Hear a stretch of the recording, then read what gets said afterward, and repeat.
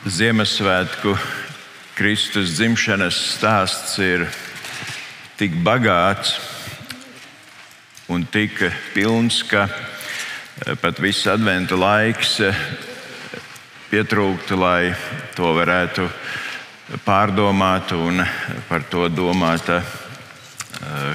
ko tad Dievs ir gribējis mūsu dzīvēs paveikt. Bet šajā rītā no lasītā un arī mazliet iepriekš Lūkas evaņģēlijā 1. nodaļā eņģelis Dieva sūtnis uzrunā divus cilvēkus, un abu dzīvēs notiek kaut kas ļoti pārsteidzošs, pilnīgi negaidīts, ārpus jebkurām ekspektācijām. Bet abiem šiem cilvēkiem, gan priesterim Caharijai, gan Marijai, eņģelis saka vienu un to pašu vārdu: nebīsties. Un parasti jau mēs tādā laicīgā dzīvē, kad ir kāds apdraudējums vai briesmas, tad mēs sakam vārdu nebaidies. Nebaidies. Un šis vārds vairāk asociējas mums ar kādu fizisku pārbaudījumu vai nevarēšanu, un tad mēs sakam nebaidies. Bet šeit ir šis vārds nebīsties, kas vairāk ietver tādu garīgu dimensiju, kur mēs tiekam pārsteigti, jeb mēs sastopamies ar kādu garīgu, pārdabisku, transcendālu realitāti, kur ir kaut kas vairāk nekā tikai fiziska nedrošība. Un tāpēc eņģelis saka nebīsties. Un mēs redzam, ka šie divi cilvēki, kur ir ļoti svarīgi Dieva pestīšanas plānā, kā Jēzus Kristus un arī Jānis Kristītājs, piedzīvo kaut ko tik īpašu, kurš arī joprojām šodien spēja kaut ko pasakīt arī mums. Un par pravieti Cahariju mēs varētu sacīt, ka caur viņu Dieva vārds mums saka, ka visam ir savs laiks.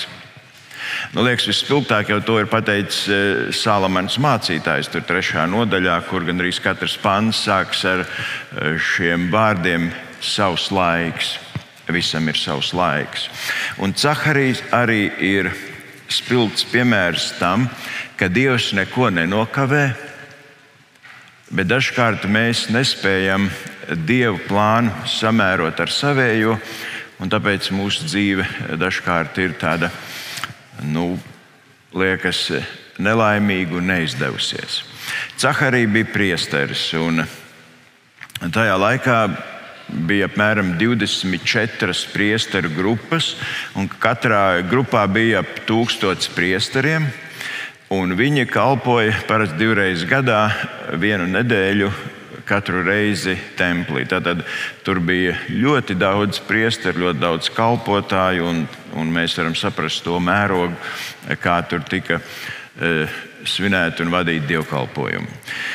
Un tās priesterības augstākais punkts, jeb kulminācija, bija tad, ja tu varēji kalpot pie altāra, kur tika upurēts un kvēpināts, un šo iespēju kalpot pie altāra, pie tās visvētākās vietas, priesteri izlozēja. Un tas nozīmē, ka ļoti daudziem priesteriem tā arī mūžā nekad neizdevās kalpot tajā vissvētākajā, visīpašākajā savas kalpošanas virsotnē. Bet mēs lasām, ka Caharijai iekrita tajā reizē kalpot pie altāra, kur tika upurēts un kvēpināts. Un mēs varētu sacīt, ja Caharijam būtu mobilais telefons, tad viņš uzreiz zvanītu savai sievai Elizabetei un teiktu: tas ir noticis, tas brīnums manā dzīvē ir noticis, es šodien kalpoju tajā vissvētākajā tempļa vietā. Bet pat tad, ja mūsu dzīvē notiek kaut kas negaidīti ļoti labs, un ja mēs piedzīvojam kādu brīnumu, kas it kā ir mūsu dzīves atrisinājums, Caharijam un Elizabetei joprojām sirdī bija liela sāpe, jo viņiem nebija bērnu. Un tā laika tradīcijā pārim, kur nebija bērnu, tas bija tāds, varētu teikt, spriedums uz mūžu. Tas nozīmē, ka viņi kaut kādā veidā ir no Dieva labvēlības un sveitības izstumti, ka tur ir kaut kāda problēma viņu dzīvē, tāpēc Dievs viņus nevar sveitīt un dot viņiem šo žēlastību bērnus. Un pat ja Caharija piedzīvo savus dzīves un kalpošanas virsotni, joprojām šī sāpe par to, ka viņiem nav bērnu, bija turpat klātesoša. Un tieši tāpēc arī Elizabete daudz nekur sabiedrībā negribēja parādīties, jo kāpēc piedzīvot šo aprunāšanu un rādīšanu ar pirkstiem, kad viņa ir Dieva atstumtā un Dieva nepieņemtā, un tāpēc arī Dievs nedod bērnus.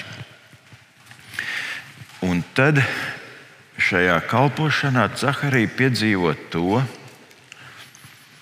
kad eņģelis viņam saka, jums būs dēls. Un viņš pat atklāja, kā viņu būs saukt. Un Caharija, tad, kad Dievs viņam atklāja to, kas notiks, un to, par ko visu savu dzīvi viņš ir domājis, lūdzis un ar savu dzīvi it kā centies izpelnīties, lai Dievs atbild viņu vēlmēm. Un, kad Dievs saka, tas notiks, tad Caharijs saka, tas nav iespējams. Tas nav iespējams. Un viņš min it kā ļoti loģisks arguments. Es esmu jau vecs, arī mana sieva ir gados, par vēlu, viss ir beidzies. Un tāpēc, ka Caharija neticēja tam, ko Dievs viņam atklāja, Dievs viņu sodīja ar mēmumu. Un redziet, cik tas varbūt ir tā savādi, kā mēs lasām rakstos, Elizabetei un Caharijai bija priekšzīmīga dzīve. Viņi bija dievbijīgi, viņi kalpoja Dievam no visas sirds, viņi bija lieli lūdzēji. Viņi bija, varētu teikt, tādā ikdienas un ticības dzīvē kā paraugs. Bet tad, kad Dievs atklāja dzīvē kādu patiesību, tad viņi netic. Tad Caharija netic. Un tas varbūt mums liek domāt arī par to, ka dažkārt tāda ārēji pareiza un pat regulāra kalpošana vai piederība baznīcai vai ticībai kādā brīdī nemaz negarantē, kad tu esi ticīgs. Un kādēļ Caharija ar visu savu dievbijību un pareizo dzīvi neticēja? Varētu sacīt, tāpēc, ka Caharija skatījās uz sevi, un viņa ticība tika mērota ar sevi, ar sievu, ar gadiem, ar to realitāti. Un ticība jau nav skatīšanās uz sevi. Ja ticībā mēs visu vērtējam ar savām iespējām, ar šīs materiālās pasaules iespējām, tad arī nekas nenotiks. Ticība nav skatīšanās uz sevi un manām ierobežotām iespējām, bet ticība ir paklausība un piederība Dievam. Un tieši šajā piederībā, jeb attiecībās ar Dievu, rodas pārliecība. Un šajā pārliecībā rodas ticība, paļāvība, ka viss būs labi. Caharija kalpoja pie altāra, kalpoja svētajā vietā, bet tad, kad Dievs atklāja, viņš saka, tas nav iespējams. Un ikreiz, kad mēs skatīsimies uz sevi vai uz šo reālo materiālo pasauli, mēs ļoti bieži nonāksim pie secinājuma, tas nav iespējams. Skatoties uz sevi, tu arī Dievu sāc mērīt ar sevi. Skatoties uz sevi, tu arī Dieva spējas sāc samērot ar savām spējām. Tu apšaubi Dievu un saki, tas nav iespējams, jo es to nevaru. Tas neīstenosies, jo to citi nevar darīt. Un Un Caharijas dzīve ir apliecinājums tam, ka ticība iet pāri manai varēšanai vai nevarēšanai. Un ka ticības pamatā ir paļāvība un uzticēšanās Dievam, kurš spēj visu. Un Caharijas dzīvē notiek tas, par ko viņš visu dzīvi ir domājis, lūdzis, raudājis, cerējis. Un kādā brīdī, tad, kad to vairs negaida, Dievs atbild. Visam ir savs laiks. Visam ir savs laiks. Mums jau gribas ātrāk, mums gribas uzreiz, taču mūsu laiks tik bieži nesaskan ar Dieva laiku. Dažkārt pat mēs vairs neticam, ka tas varētu piepildīties, atrisināties un īstenoties. Bet Dievs nenokavē, un visam ir savs laiks. Un tā kā Caharija vairs neticēja, Dievs viņu sodīja, ka viņš palika mēms.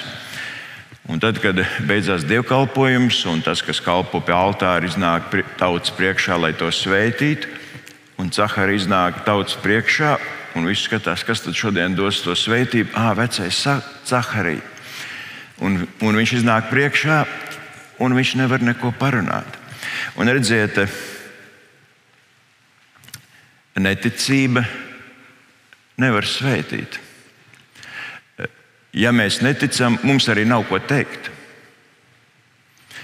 Ja mēs neticam, mēs nevaram būt par svētību citiem. Un Caharija savā kalpošanā, piedzīvojot šo brīnišķīgo Dieva atklāsmi, savas dzīves kulmināciju faktiski nevar izpildīt, tāpēc, ka viņš ir mēms. Bet Dievs ir uzticams, un tieši tā, kā viņš sacīs, arī notiek. Un mēs arī lasām, ka Caharija un Elizabetes vecumdienas bija skaistas, svētītas, viņi bija cienīti, godāti, un patiesi Dieva brīnišķīgā vara, spēks, mīlestība viņa dzīvēs izpaudās, un viņa ģimenē bija bērns Jānis, kurš sagatavoja ceļu Kristum. Caharija ir spilgts piemērs tam, ka visam ir savs laiks. Un tāpēc, lai Dievs dod, ka mēs nekad nepagurstam ticēt. Un tad ir Marija, kurai eņģelis saka tieši to pašu vārdu – nebīsties. Mēs jau lasījām, ka Marija bija no galiliešiem, no Nāceretes, Galilejā. Un galilieši jau arī nebija īstie. Galilieši nebija košeri. Tas nozīmē, ka viņi nebija tie pareizie, īstie, piederīgie pie tautas. Viņi nebija tīri, viņi nebija savējie, viņi nebija pietiekami šķīsti. Un tāpēc galilieši nicināja. Bet Dievs tieši Mariju izvēlas būt par sava dēla māti. Un mēs redzam, ka Marija jau arī kaut ko gaidīja, līdzīgi kā Caharija. Marija gaidīja savus kāzas. Par tām domāja, plānoja, sapņoja, un pēkšņi eņģelis viņai atklāja kādu citu realitāti. Un tad no Marijas mēs varam mācīties to, ka mēs drīkstam jautāt, ka tad, kad mēs esam kādu negaidītu, pārsteidzošu, brīnumainu atklāsmi priekšā, mēs drīkstam jautāt. Un Marija saka, bet kā tas var notikt? Kā tas piepildīsies? Kā tas var īstenoties? Dievs arī dod atbildi.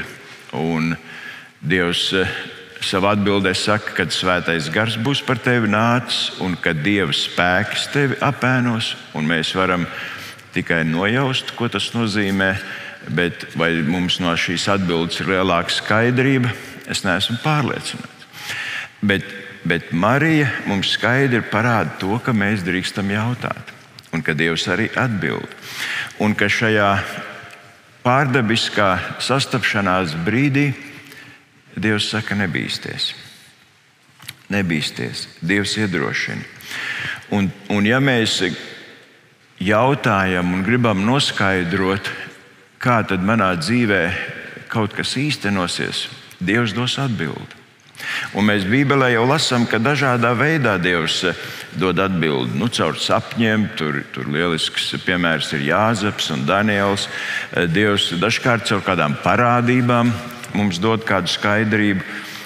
Dievs Mozum parādījās ērkšķu krūnīm, tur ķēniņš Belzacars kādu parādību piedzīvoja, ka tika rakstīts uz sienas. Dažkārt Dievs atklājas caur cilvēkiem, un pat dažkārt kādu citu cilvēku sacītajā, kur viņi paši pat to neapzinās, mēs saņemam kādu atbildi vai kādu skaidrojumu par kādu savas dzīves situāciju. Un, protams, arī Dieva svētajos rakstos Bībelē Dievs atklāja savu nodomu un to, kā mums būs rīkoties un kāds ir Dieva prāts mūsu dzīvē. Redziet, Zaharija neticēja tāpēc, ka viņš bija vecs, un savukārt Marija jautāja, kā tas var notikt, tāpēc, ka viņa bija jauna un neprecēta. Un Dievs savu apsolījumu piepilda gan Zaharijas dzīvē, gan arī Marijas dzīvē. Un mēs arī šodien šajos Ziemassvētkos, kur mēs pieminam un atceramies Kristus nākšanu, lai ejot tālāk dzīvē un pēc mirkļa pārkāpjot arī jaunā gada slieksni, vienmēr atceramies to, ka Dievs mūs iedrošina un jebkurā situācijā, lielākā vai mazākā, viņa klātbūtne mums saka, nebīsties, nebaiļojies. Tas, ko es esmu apsolījis, tas tavā dzīvē piepildīsies. Lai Dievs uz to mums palīdz. Āmen. Pielūgsim Dievu. Kungs, Jēzus, paldies, ka tava nākšana ir tik pārdabiska un tik ārpus pieņemtās realitātes izejoša, ka mums dažkārt pat ir grūti noticēt, vai tas tā var būt un kā tas tā var būt. Bet, Kungs, mēs tavu sievu un vīru dzīvēs varam lasīt un mācīties, ka tā tava solītā apsolījuma klātbūtne īstenojas, un ka tas, ko tu esi sacījis, to cilvēku piedzīvo. Un arī mēs savās dzīvēs, ikreiz, kad esam no sirds patiesi un godīgi tev uzticējušies, mēs vienmēr saņemam šo atbildi nebīsties. Un Dievs dod, ka arī šajā Ziemassvētku laikā un ejot atkal tālāk dzīvē, Kungs, mēs nepazaudētu šo paļāvību un uzticēšanos, ka mūsu dzīvē tev ir kāds plāns.